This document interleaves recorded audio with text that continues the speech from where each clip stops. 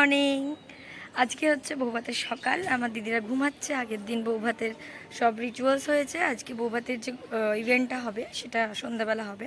আর আমি এখন দাঁড়িয়ে আছি এই গাছে, মিষ্টি মিষ্টি ফুলের পাশে। এটা হচ্ছে আমার দিদি শ্বশুরের শখের বাগান। ওনার খুব শখ, তো উনি হরেক রকমের ফুল লাগিয়েছে। ভীষণ সুন্দর লাগছে, ভীষণ বড় বড় ডালিয়া, আরও অনেক জারবেরা, অনেক গাছ আছে। তোমাদেরকে দেখাচ্ছি দাঁড়া। এই দেখো কি সুন্দর কালারফুল ফুল। এটা তো কত বড় একটা ডালিয়া, দারুণ না? ভীষণ সুন্দর। গ্রামের না একটা আলাদাই পরিবেশ আছে, যেটা আমাদের ওখানে খুবই মিসিং। মানে এখানে দেখতে পাচ্ছ কত সুন্দর, মানে একটা পিওর হাওয়া, অক্সিজেন পাওয়া যায় এখানে। আর এই যে পাখিদের কুজন সুন্দর, এটা তো আমাদের ওখানে প্রায় মানে হারিয়েই গেছে। মানে আমাদের ঘুম ভাঙে আমাদের মা চেল্লানিতে। এরকম পাখির কুজনে যদি ঘুম ভাঙতে পারতো। এদিকে দেখো, এদিকেও অনেক, যে বলছিলাম জারবেরা, বিভিন্ন কালারের, পিঙ্ক, পার্পল, হোয়াইট, এগুলোই। আমি তো বলেও ছিলাম জেঠুমশাইকে যে তাহলে আজকের ইভেন্টে রিসেপশনে আমি এখান থেকেই ফুল নিয়ে লাগাবো। এতটাই ভালো লাগছিলো। আর এই সব ফুলের গাছ আমি নাম জানি না, অনেক রকমেরই আছে, ঠিক আছে? তো এইগুলো আমি প্রথম দেখছি, ধানের শীষের মতো। যদি কেউ এইসব ফুলগুলোর নাম জেনে থেকো তাহলে প্লিজ কমেন্ট করে জানিও তো কী নাম হয় এগুলো। একটা দেখো, এত কিছুর মাঝে একটা ছোট্ট রোজ দেখতে পেয়েছি, যেটা ভীষণ ভীষণ সুন্দর। কি দারুণ তার কালার, একটা ভেলভেটি টেক্সচার আছে। Look at this. মানে শিশির পরে একটা আলাদাই মাধুর্য। এখানেও একটা ফুটে আছে, কিন্তু এটা পুরোটা ফুটে গেছে এই রোজটা। এটাও বেশ সুন্দর কালার, বেশ। আর এখানে লাইন দিয়ে সারি সারি গাঁদা।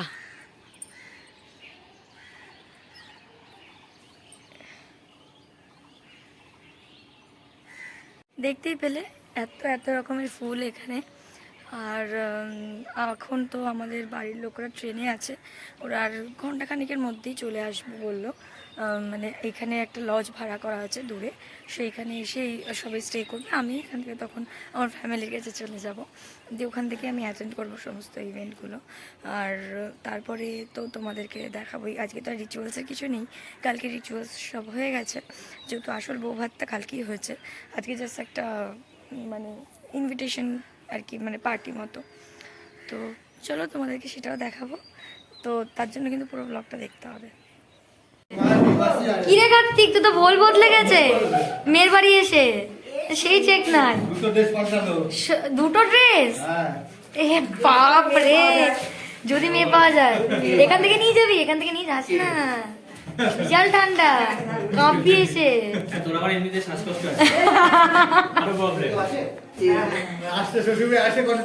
সবাই সবাই কিরম চেক নাই মেরেছে সবাই। না না, গুড। তো এখন এসে গেছি আমি যেখানে কন্যা পক্ষরা সবাই কন্যাযাত্রীরা হোটেলে রয়েছে, সেই হোটেলটায়। এটা হচ্ছে হোটেলটা, ঠিক আছে? আমি এখানে এসে ওদের সাথে ব্রেকফাস্ট করলাম। ট্রলে নিয়ে আমি একবারে শিফট হয়ে গেছি, এখান থেকে আমি যাব, ঠিক আছে? তো দেখতে থাকো।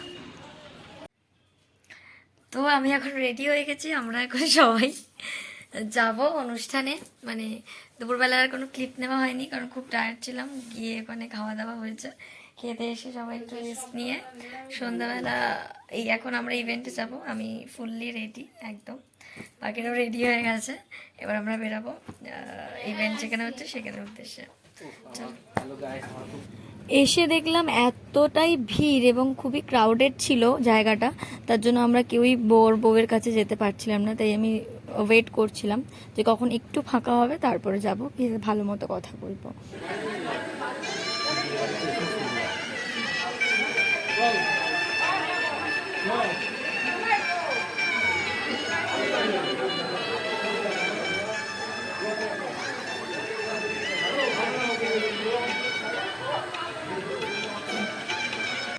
তারপর একটু ফাঁকা হতেই আমরা চলে গেছিলাম ওর কাছে, কিন্তু প্রচণ্ড ভিড় সব সময়ই ছিল।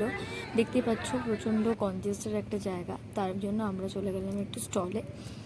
ওখানে গিয়ে প্রথমে খেলাম রাবড়ি দিয়ে জিলাপি, যেটা ওখানে লাইভ করা হচ্ছিল, মানে ভেজে ভেজে গরম গরম দিচ্ছিল।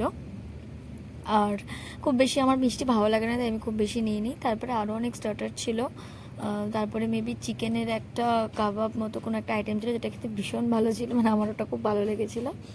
তারপরে আরও একটা পনিরের কোনো একটা আইটেম ছিল, আমার ঠিক এক্স্যাক্টলি মনে নেই, তো সেটাও আমি খেয়েছি, মানে সব কটা স্টার্টারে আমি ট্রাই করে দেখেছি। তারপর এখানে এখন ফটো তোলার পালা, এখন ভাই দাদাদের সাথে ফটো তোলা হচ্ছে, ফ্যামিলির সবাই মেম্বাররা গিয়ে সব ফটো তুলছে। ততক্ষণে আমি তোমাদের একটু ডেকোরেশনটা দেখাই। এইখানে দেখো এইভাবে ডেকোরেশনটা হয়েছিল, খুব বেশি কিছু স্পেশাল ছিল না, উপরে যেরকমটা হয় নর্মালি একটু গ্রাম সাইডে, তো সেই জন্য। আর ওই দিকটা দেখছো, সেই দিকটা হচ্ছে কিন্তু স্টলের জায়গা, আর এই দিকটা বর বউ বসার জন্য সুন্দর করে জায়গা করা হয়েছে। আর ও এখন ওর ননদ আর যাদের সাথে পোজ দিয়ে ফটো তোলার জন্য। তো আমরা এবার চলে এলাম ডিনারের টেবিলে, যেটা সেদিনের মেন অ্যাট্রাকশন ছিল। তো এইটা পজ করে একটু সবাই দেখে নাও কী কী মেনু ছিল, তার সাথেও আমি বলেও দিচ্ছি যেটা যেটা যেমন যেমন খাবো আমি তোমাদেরকে অবশ্যই দেখাচ্ছি। ফার্স্টে তো আমরা এখানে বসেছিলাম, আমাদের আশেপাশে যে কটা টেবিল দেখতে পাচ্ছ সবাই আমাদেরই মানে কোনা পক্ষ থেকে বসেছিলাম, তা আমি একটু ঢং করে নিলাম। আচ্ছা, ফার্স্টেই দেখতে পেয়েছো দিয়েছে একটা মশালা কুলচা, আর তার সাথে ছিল স্টাফড পটেটো। তো ওটা খেতে বেশ ভালো ছিল, যেরকম হয় নর্মালি, আলাদা করে রিভিউ দেওয়ার কিছু নেই। তবে স্টাফ পটেটোটা বেশ খারাপ লাগেনি আমার, ভালোই লাগছিলো। তারপরে আস্তে না আস্তে এটা খেতে না খেতেই দিয়ে দিল হচ্ছে, এখানে গিয়ে নতুন যেটা আমি দেখলাম, সেটা হয়তো অনেকেই জানো কি না জানি না, তবে আমি জানতাম না, পাট ভাজা।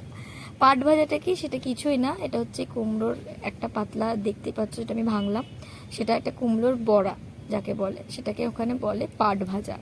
তারপর একটু চাল মানে ভাত দিয়ে দিল, চালটা একটু অন্যরকম ওদের ওখানে, একটু দেখতেও আলাদা, টেস্টটাও আলাদা। দেখতে পাচ্ছ সেই পাট ভাজা মানে কুমড়োর বড়া দিয়ে আমি একটু ডাল দিয়ে মেখে খেলাম। তারপরে দিয়েছিল কাতলা মাছ ভাজা, এটা আমার খুব একটা নেওয়ার ইচ্ছে ছিল না, কিন্তু যাই হোক দিয়ে দিয়েছিল, খুব গরম ছিল, গরম গরম ভেজে দিচ্ছিল। আর তারপর যেটা মেন জিনিস, সেটা হচ্ছে পোলাও আর মাটন কষা। দেখতে পাচ্ছ পোলাওটা দেখে অনেকেই বলবে যে বাবা এরকম কীরকম পোলাও, কিন্তু সত্যি ওদের ওখানে পোলাওটা এরকমই করে, কারণ ওদের ওখানে একটা আলাদা চাল দিয়ে আমার মনে হয় বানানো হয়, তার জন্য টেস্টটাও আলাদা, দেখতেও আলাদা। তারপর চাটনি, পাঁপড়, মিষ্টি যেটা হয়, দইও দিয়েছিল।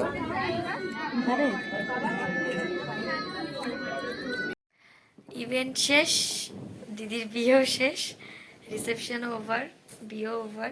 আমরা সবাই ইভেন্ট করে অ্যাটেন্ড করে সব কিছু করে খাওয়া দাওয়া করে চলে এসেছি আবার হোটেলের রুমে। তো আজকের মতো এখানেই ব্লগটাকে এন্ড করলাম। টাটা, দেখা হবে আবার নেক্সট কোনো ব্লগে।